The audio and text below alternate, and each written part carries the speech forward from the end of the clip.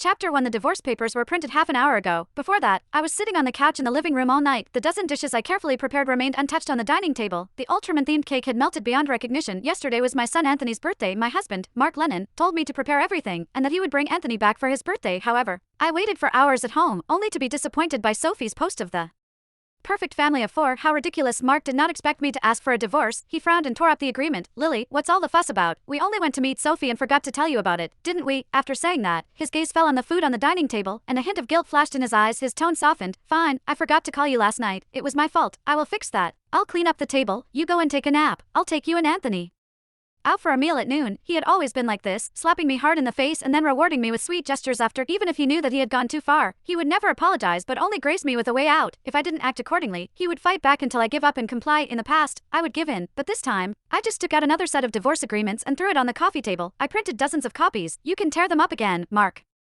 was so furious that he shattered a bowl into pieces. He impatiently stared at me and said, "Aren't you just jealous that Anthony likes Sophie more? Lily, don't you forget, you owe her. Anthony and I are taking care of Sophie and her daughter to atone for your sins, atone for my sins." What sins? Sophie and I were best friends. During the summer break of our junior year, she asked me to hang out. I was about to head home in the evening. I wanted to take the main road, but she insisted on taking a smaller road and said that a friend was waiting for her at the intersection, so we parted ways. The next morning when I woke up, Mark rushed to my house and grabbed my collar. He asked me why I didn't call the police and why I didn't care about Sophie. I was confused at first, but later found out that Sophie had been assaulted by some gangsters after we parted ways. Sophie claimed that she got caught by them because she wanted to protect me from the gangsters. She was lying. I tried my best to defend myself, but no one believed me. The surveillance system was faulty too, so I was left with all the blame. Since then, I have been seen as a sinner in everyone's eyes. My parents reprimanded me for being ruthless, and Mark blamed me for being cold-blooded. All their love for me was given to Sophie in the name of making amends. They even took my child away, saying that I had no morals and was unworthy of raising him. Because of this, Anthony and I's relationship hung on a thread. No matter what, I loved him dearly, and I tried hard to amend our relationship. The two of us looked at each other. His eyes were cold and full of disdain, as if I was his enemy. You ruined my father's and Aunt Sophie's lives. Without you, Aunt Sophie would have been my mother. I shuddered with a frown. Who told you so? Anthony frowned. Isn't it? I looked at Mark, expecting an explanation. However, he just avoided my gaze. Anthony expressed that if that incident never happened, I